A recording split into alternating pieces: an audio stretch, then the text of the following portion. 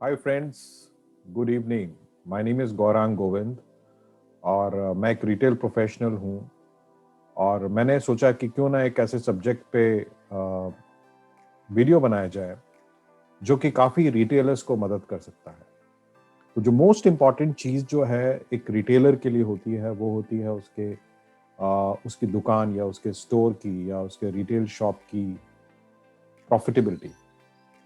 और ये प्रॉफिटेबिलिटी जो होती है इतनी इम्पॉर्टेंट होती है, इससे या तो रिटेल स्टोर बनता है या वो बंद हो जाता है बेसिकली। और इस प्रॉफिटेबिलिटी को ठीक करने के लिए या इस प्रॉफिटेबिलिटी को बढ़ाने के लिए बहुत सारी चीज़ों की ज़रूरत पड़ती है। रिटेल नॉलेज, कैसे आप रिटेल बिजनेस को आप चलाते हैं वो एक नॉलेज, कैसे आप उसको बढ़ाते हैं, उसकी सेल को कैसे बढ़ाते हैं, कैसे अपने रिटेल स्टोर में जो मर्चेंडाइज होता है, जो प्रोडक्ट होता है, उसको आप अपने दुकान में रखते हैं सजा के और एक वैल्यू क्रिएट करते हैं कस्टमर के लिए, जिससे वो फोर्स होता है बार बार आपकी दुकान में आए वो। उसके बाद कैसे आप एक कस्टमर एंगेजमेंट प्रोसेस क्रिएट करते हैं, कैसे आप एक कस्टमर एक्सपीरियंस क्रिएट करते हैं, कैसे आप एक कन्वीनियंट चेकआउट प्रोग्राम लॉन्च करते हैं अपने स्टोर के अंदर, जिससे कस्टमर को ज्यादा देर बैठना ना पड़े या वेट ना करना पड़े मेरे ख्याल में। तो इंपॉर्टेंट यही है कि उसको चेकआउट काउंटर में वो कैसे अपना टाइम कम से कम बिता रहा है और वो ज्यादा समय प्रोडक्ट सिलेक्शन में कर रहा है, वो इंपॉर्टेंट है।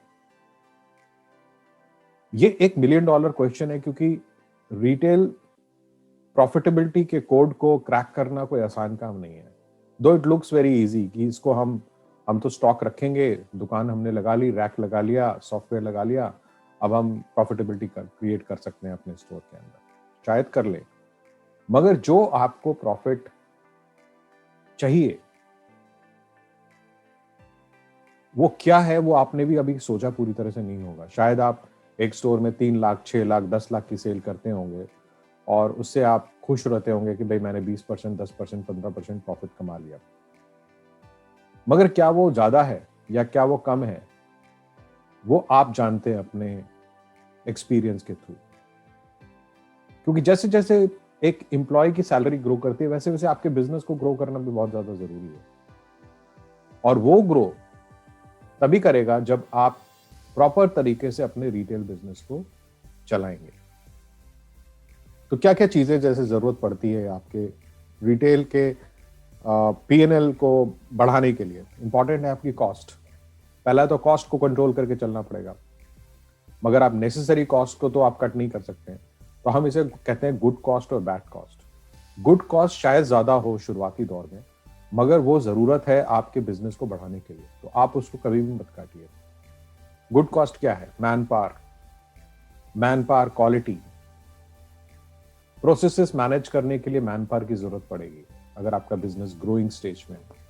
तो उसमें आप वहां पर भी बिल्कुल भी आप कटौती ना करें, क्योंकि वहां पे जब आप कटौती करेंगे तो आपको लॉसेस दूसरे फॉर्म में मिल सकते हैं, जैसे श्रिंकेज है, थेफ्ट है, एक्सपायरी है, ये सब चीजें हो सकती है।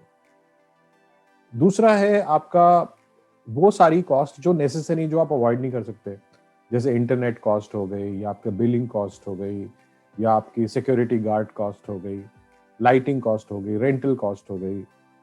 ये सब कॉस्ट आप, कैरी बैक कॉस्ट हो गई, तो ये सब कॉस्ट है। तो आपको कॉस्ट को कॉस्ट की तरह लेके चलना है और उसको आपको प्लग इन करना है अपने बिजनेस के अंदर, ताकि आपको एक सही कॉस्ट समझ में आए कि सही कॉस्ट क्या है आपके बिजनेस की।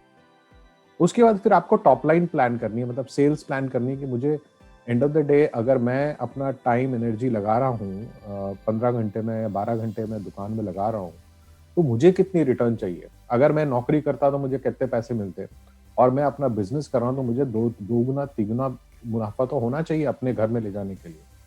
वो आपको कैलकुलेट करना, और उसके बेसिस पे आप अपना एक रिटेल स्टोर का एक सेल्स प्लान बनाइए कि आपको अपने स्टोर से कितनी सेल चाहिए।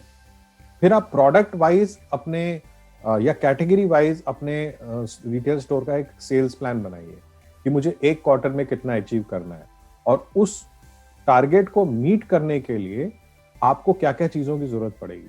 पहली जरूरत पड़ेगी, आपको मर्चेंडाइज बिल्ड करना पड़ेगा, प्रोडक्ट बिल्ड करना पड़ेगा। तो कितनी इन्वेंट्री की आपको जरूरत पड़ेगी?